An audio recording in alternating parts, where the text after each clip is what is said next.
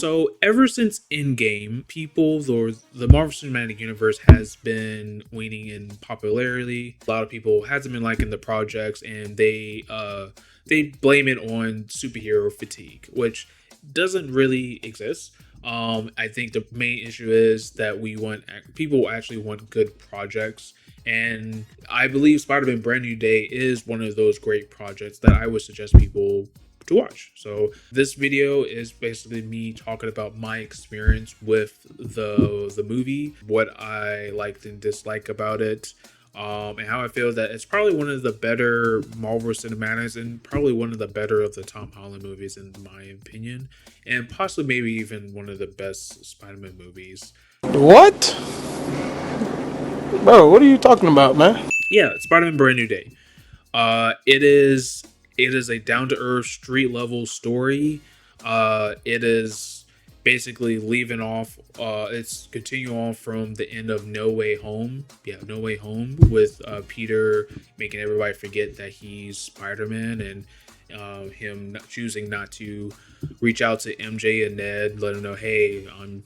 But basically giving them a rundown and stuff happening, and I really enjoyed this movie because it feels like the most Spider-Man movie that I've ever like watched. And I'm a big like Toby fan, and I'm also like my favorite Spider-Man movie has always and will ever be Spider-Man 2.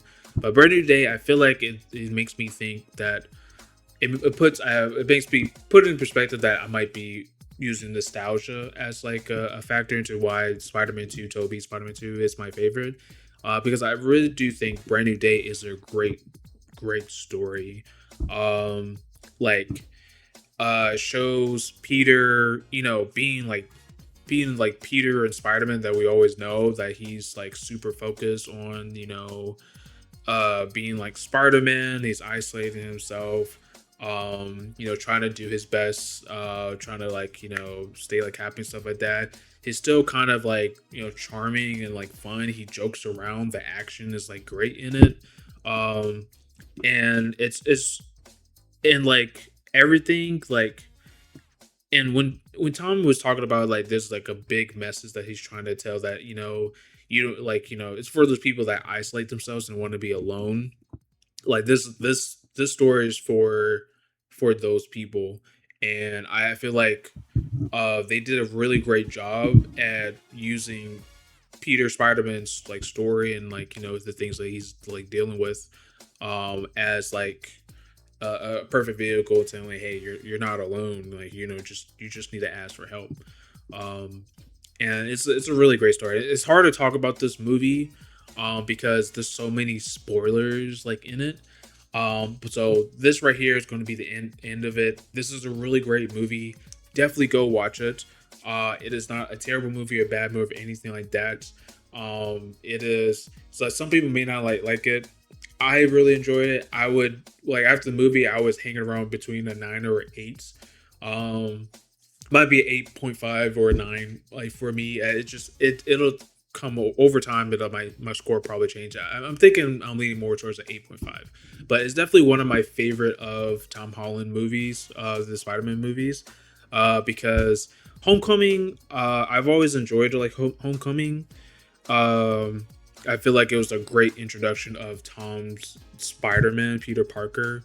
I don't like Far From Home. I don't like that one. I think that's I don't know. I think that's the lamest one out of the Tom Holland movies. And No Way Home, while I did like enjoyed it, I feel like I enjoyed it because it had Andrew and Toby in it, and like all the other Spider-Man villains that was come from the past movies.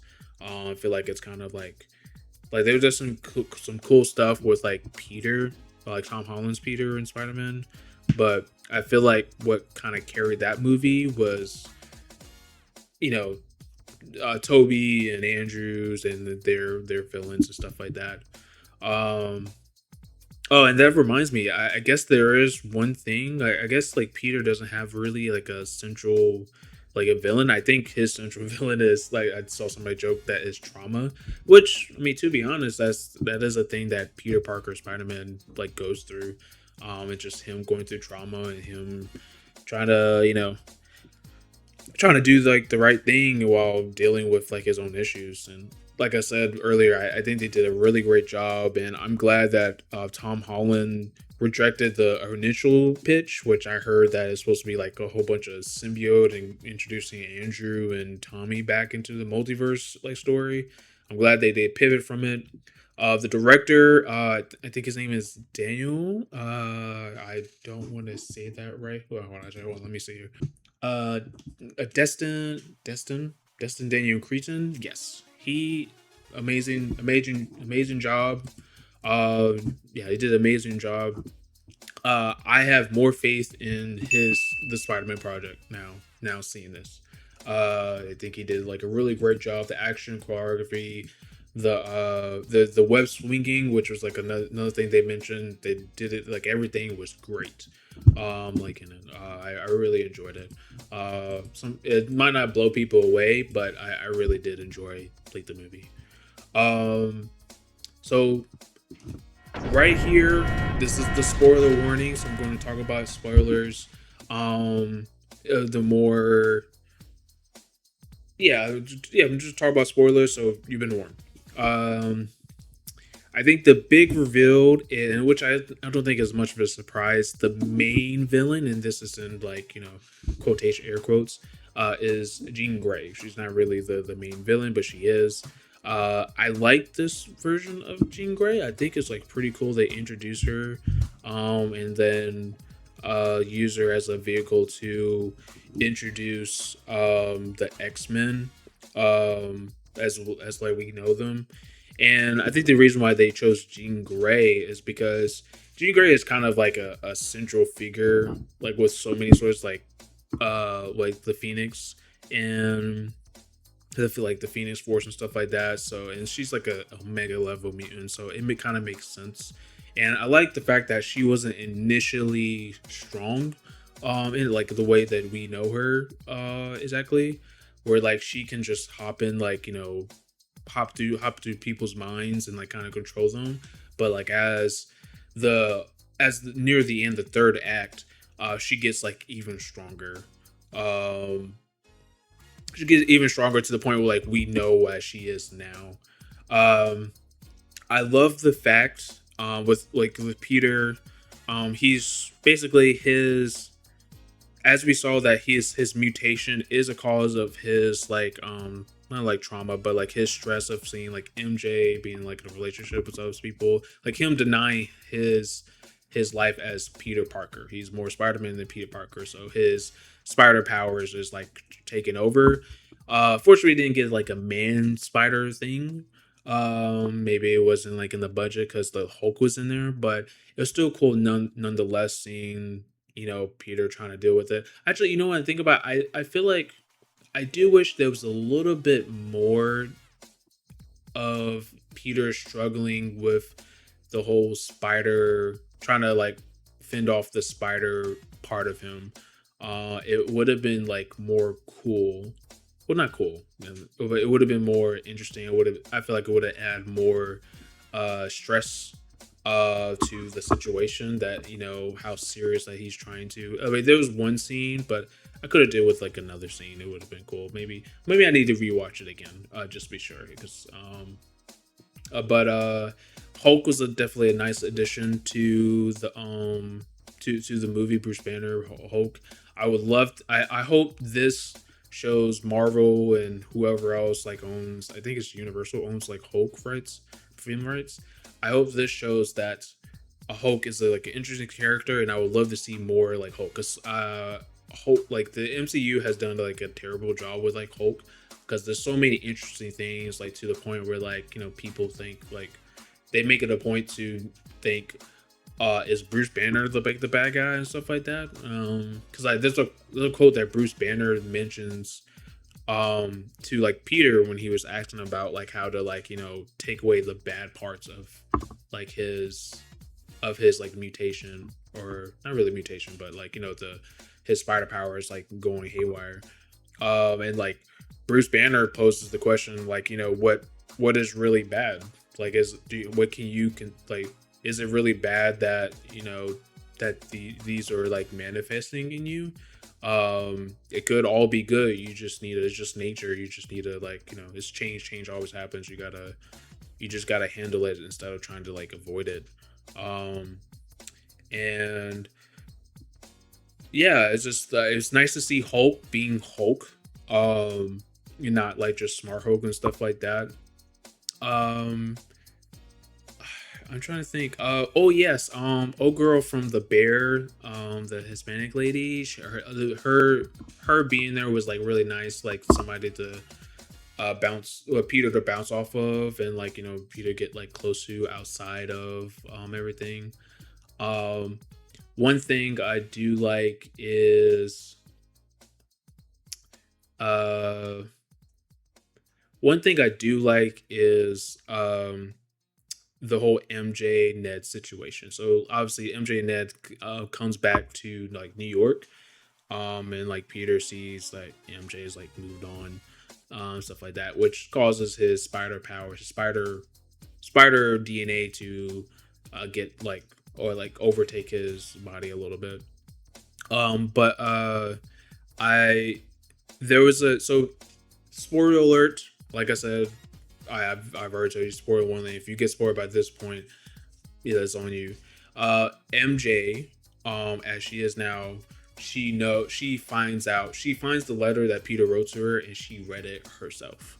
And so after they stopped Jean Grey, um, she basically had a talk with him and basically said, "Hey, look, I know this person. I know what you had to do was like the right thing, but you didn't give me the chance. Like you should have came to me. Like she Peter basically robbed her of a chance to actually fall in love with him again, and because of that, she doesn't love him. She doesn't even know him like anymore, things like that. So like, and I can definitely, it definitely sucks, and I feel the pain of like seeing somebody you love saying that they don't love you anymore when we're like it's kind of sort of outside of your control of this is like happening because like yeah you had to make everybody forget but he's supposed to like come back. He promised her and broke that promise, so this is kind of his fault for doing this.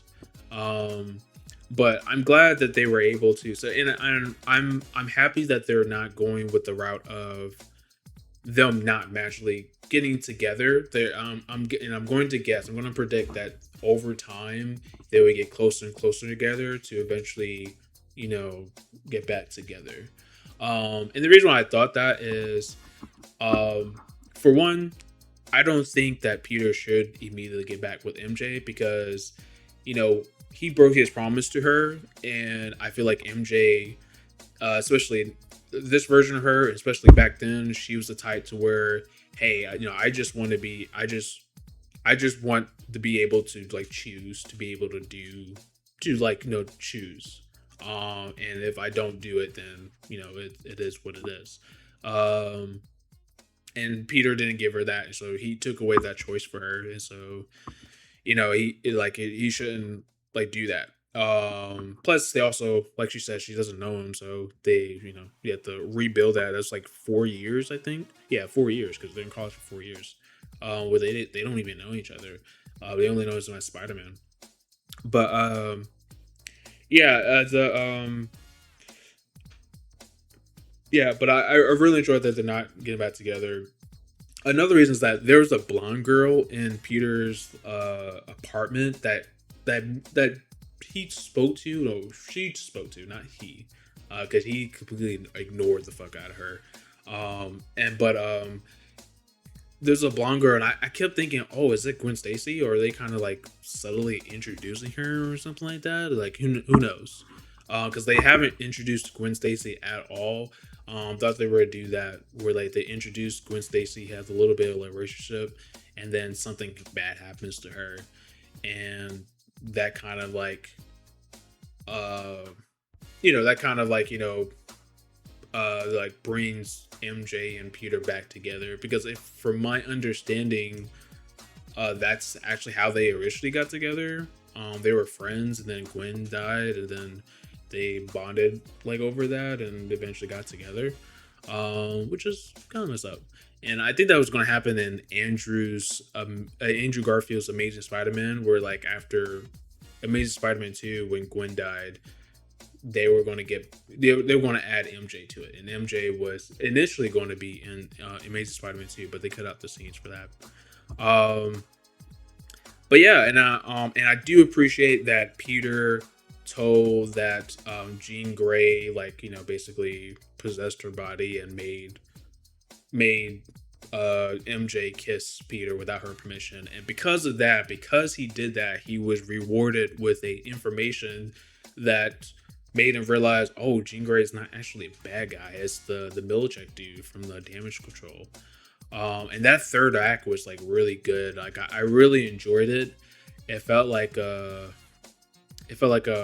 relief. With like, it basically just everything came together where um Peter was there for Jean Grey, like to talk her off the ledge. He used his memory of Aunt May, and Aunt May was like basically saying, "Hey, you're beautiful, you're special. There's going to be people that's going to like use you being special against you, and just know that just don't be alone and stuff like that." And Peter's like, sits down with her. It's like, "Hey, I'm here for you." Uh, and like I'm going to be here. Like, yeah, your sister is like gone. Oh yeah, she's doing the things because her sister is like gone, but her sister died because she's a mutant. As you don't know, mutants in the Marvel universe are treated terribly for whatever reason. It's honestly pretty crazy to me because the superpower people, they look almost like her, almost like the mutants, with the exception of a few. But it's just so crazy how they treat the mutants in this world. It's honestly crazy, like a switch just flip off. But yeah, I think this is a Brand New Day is a really really good movie, really good Spider-Man movie. Like I said, I feel like this is the most Spider-Man. If you're worried about this being Iron Boy, he is no longer Iron Boy. He is the Spider-Man. Emphasis on man. He is like this doesn't feel like yes, this is lingering. This is like a continuation of what happened in No Way Home. But doesn't have anything with like Tony Stark or really any other MCU characters, like, to be honest. I guess I don't know what it feels like it's missing though, to like take it over the top where it's like, oh, this is like amazing. Um and maybe as time goes on I probably figure out what that is. But this is a really good movie. I definitely recommend like watching it. I actually got whenever I go to movies, if they have a special bucket, I always get it. There's I went to agency. I got a Spider-Man head bucket, which is like pretty cool. Which I guess I probably have a picture of it here somewhere. But that's my review. That's I wanted to yap about Spider-Man Brand New Day. It's really really great. I'm excited to see what happens with like the character Jean Grey, Punisher, all the characters they introduced, the relationship between. Oh wait, hold on. There's another thing. Ned. Ned is the homeboy. At the end, they did a handshake, and Ned basically figured out that, oh yeah, you're my homeboy. Because like they were able to do the handshake, based off of muscle memory alone, which is definitely cool. So I'm happy to hear that Peter. I'm happy to see that Peter is finally moving on with his life, and that I definitely do expect to see him, like MJ. Expect to see MJ and Ned still being in his lives, and them still knowing that he's like Peter Parker Spider-Man. But their relationship is still like rebuilding. I know Ned is probably still going to be like Ned as he was before. But the relationship between him and MJ is probably going to like take some time to like rebuild. But yeah, I'm excited to see what's next for it. The director, Destin Daniel Cretton, super excited to see what he's got going on. I know he's working on the Naruto movies. I wasn't too sure about it because of my experience seeing like anime live action stuff. I have a little bit more faith in the direction of it. I just hope that all the stars are aligned for that. But in conclusion, Super great movie. Probably like 8.5 or 9. I'm gonna go with 8.5 out of 10. It's a really good movie. Definitely suggest it. Can't wait to see what they have next.